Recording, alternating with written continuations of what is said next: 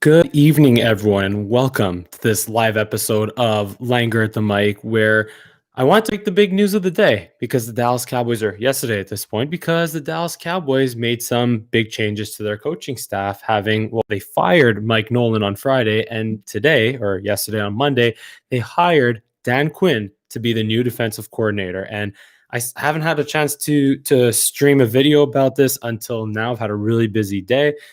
Even though it's midnight at this point, and Alabama just cruised their way to the national championship. But here I am, going to break down the hiring, what I like, what I don't like, and the bottom line. But before we get into that, let's first examine just how bad the Dallas Cowboys were on defense in 2020 under Mike Nolan. So the 2020 Cowboys defense finished 23rd in total yards at 386 yards per game.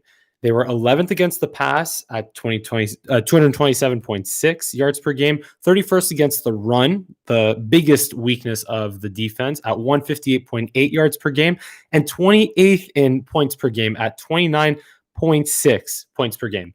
And I did a little exercise here. Remember at the end of the Cleveland Browns game in week 5 earlier this year, I did an exercise where I compared how bad the Cowboys defense was at that point in the season with the historically bad 2013 Cowboys defense that was led by Monte Kiffin.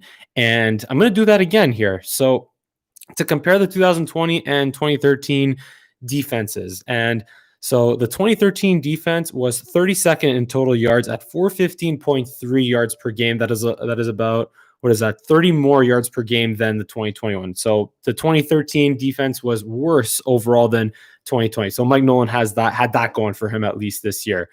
The 2013 defense was 30th against the pass at 286.8 yards per game, about 60 yards more than Mike Nolan. So that's a bit of a pass for Mike Nolan as well. The 2013 defense was worse in total and against the pass. But here's the kicker. Against the run, that awful 2013 defense gave up 128.5 yards per game, and Nolan's defense gave up 158.8 yards per game. So Nolan's defense gave up on average 30 yards per game more than that historically bad 2013 Cowboys defense. And in terms of points per game, well, the 2013 Cowboys defense gave up 27 points per game, and once again, Mike Nolan and the Cowboys defense on the year gave up 29.6 points per game in 2020. So even worse than the 2013 defense. So all this to say, and I'll be honest, I'm going to start figuring out how to use OBS Studio so I can put these things on the screen and line them up side by side, so I don't have to talk too much about them, and I can show them visually, at least when I'm live streaming. I'll work on that going forward. But anyway, all this to say is that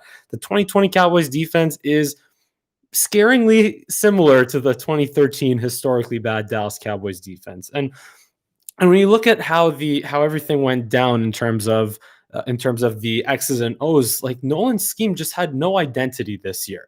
Like they were just not good at anything. Like were they a 4-3? Were they a 3-4? Some, like when Everson Griffin was around, he wanted to play with his hand on the ground. DeMarcus Lawrence, meanwhile, was okay standing up. So was Aldon Smith and I guess Randy Gregory. So sometimes it was 4-3, sometimes it was 3-4. There was no clarity in terms of defensive responsibilities in the front seven because clearly, like Jalen Smith, we all know how lost he was. Leighton Vander Esch had some ugly instances on film as well, and even Sean Lee at times just was out of position because just again in terms of assignment and responsibility, there just seemed to be no clarity in terms of keys and responsibility, especially in the front seven.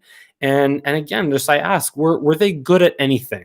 Was this defense good at anything? And the answer is, well, they forced 23 takeaways. That was 7th in the league. And you could also say that those were against some pretty bad teams like the Cincinnati Bengals and the San Francisco 49ers and even the Eagles. So yeah, context, of course, but that's it. They generated takeaways against bad teams. And that's all that this Cowboys defense did good in 2020. It was the bottom line. There was a mistake to install a brand new scheme over Zoom and doing it all online instead of actually on the field in a shortened off season. They thought they could get it done going into this year, but they couldn't. Then obviously you have all the injuries and all that. So it was just a nightmare and disaster to begin with. So now let's turn the page to the Cowboys hiring Dan Quinn. And let's start with what I like about it, what I really like about it. So the first thing I like about it is that the Cowboys interviewed other candidates because they didn't exactly do that when they hired Mike McCarthy. And I don't even think they did that when they hired Mike Nolan. Because I mean, they interviewed Marvin Lewis for as a formality back at the beginning of 2020, but in this case, at least when looking to hire a new defensive coordinator, at least they interviewed Joe Witt Jr., the Atlanta Falcons secondary coach, and Jason Simmons, the Carolina Panthers defensive backs coach. And surely enough, they have ties to Mike McCarthy, of course, but again, at least give the Cowboys credit for at least interviewing a couple of other candidates before interviewing Dan Quinn, and then liking the interview with Dan Quinn so much that they brought him in to sign the contract, because obviously the interviews were done over Zoom. And what I also like about it is looking back at Dan Quinn's defenses as a D coordinator with Seattle. You look at 2013, they were first in total yards. They were first against the pass. In terms of yardage, again, 8th against the run and first in points per game. 2014, even better. Again, first in total yards, first against the pass, third against the run, and first in points per game.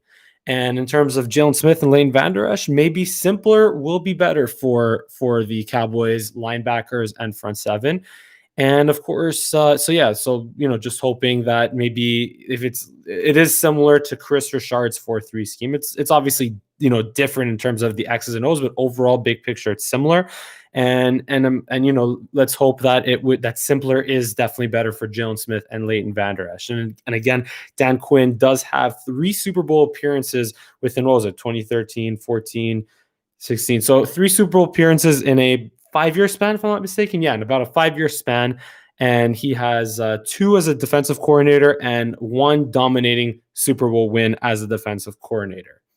So obviously that is valuable as well, experience in the Super Bowl, experience and success in the playoffs.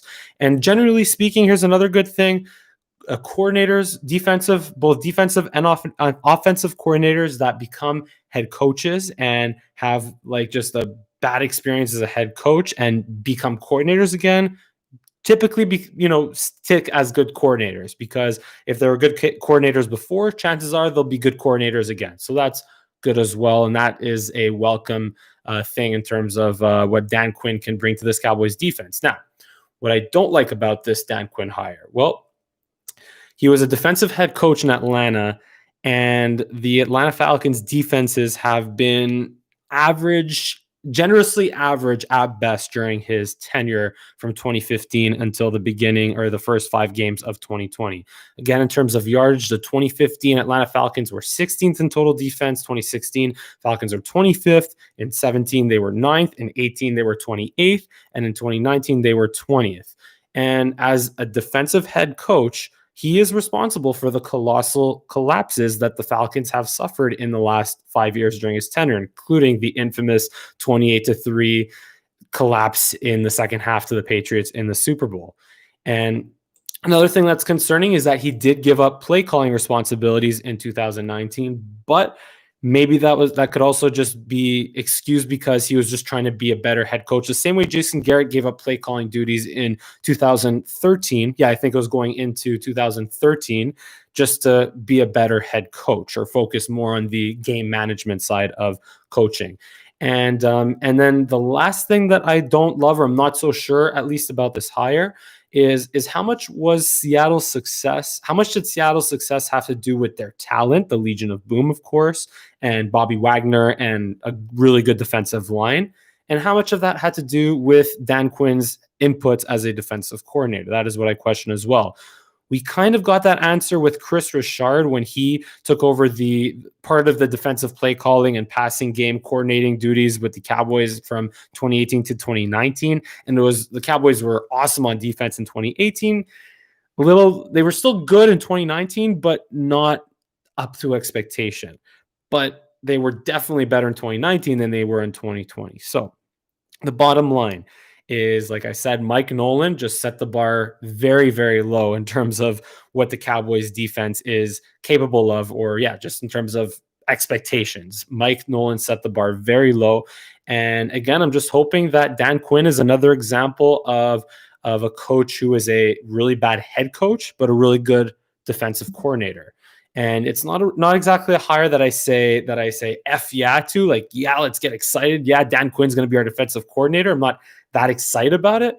And I honestly, I would have just maybe just from an emotional standpoint, I would have really welcomed back Wade Phillips, and he has coached up some really good defenses in the last few years, including the Rams, who made it to the Super Bowl, and the Broncos, who won the Super Bowl. So I would have welcomed back Wade, but you know what? Still, Dan Quinn is not a bad hire by any means.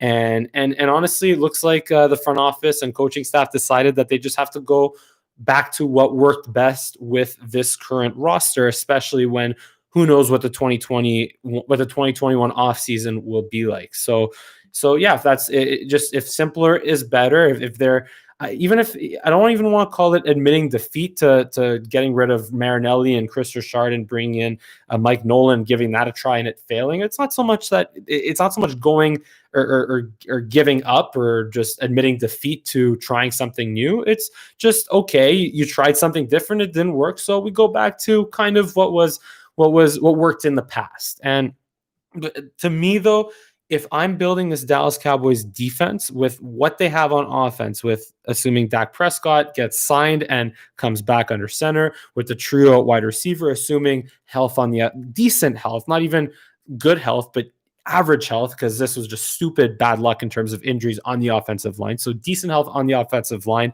And even if Tyron Smith retires, maybe they'll draft Rashawn Slater if he falls to the Cowboys at 10. But anyway, so with what the Cowboys have on offense, the two main focuses on defense should be, first, stop the run. Number two, pass rush. Because that was kind of the 2014 formula. The Cowboys, after that historically bad 2013 season, the Cowboys were average on defense in 2014. They were 19th in total, 26th against the pass, and 8th against the run in terms of yardage. 8th. That right after being a historically bad defense, they managed to be a top 10 run-stopping defense. But of course, they were efficient as all heck on offense in 2014, with Tony Romo and DeMarco Murray being the leading rusher. But yeah, to me, that's what it's about. Because if you're going to be strong in the middle, that comes with getting a good defensive tackle or 2 or 3 this offseason and being good at linebacker. So if you're going to be strong in your front 7 and good on the edges, that means that you're not allowing teams to gain more than 4 yards on average per carry on first down. That means they're in 2nd and long, 3rd and long. And if you have good edge rushers like DeMarcus Lawrence, Randy Gregory, and maybe they'll bring someone in the offseason. If you have good edge rushers, well, good luck protecting your quarterback, especially if Dak and Amari Cooper and CeeDee Lamb and Michael Gallup, if he's still around, are cooking on offense. So to me, that is how the Cowboys should look to build the defense, is just stop the run and be good on pass rush. That's all the Cowboys really need. And then do obviously what they're supposed to do on offense. Because if they don't perform on offense, well, that's another story. But yeah, Dan Quinn, new defensive coordinator for the Dallas Cowboys. And just looking forward to what he'll be able to bring. And yeah, hey, I know it's late at night, but thank you if you've stuck around. Thank you so much for watching this live episode of Langer at the Mic. As usual, subscribe to me on Twitter and Instagram at Mike Langer. And hey, I'm so excited for hockey season this coming Wednesday. I'm more than likely going to do a preview episode for Habs versus Leafs this coming Wednesday. And I'll also do a big picture Cowboys offseason preview at some point as well. So stay tuned for that. But thank you so much for watching this episode of Langer at the Mic Live. Have an awesome evening, and I look forward to seeing you again next time.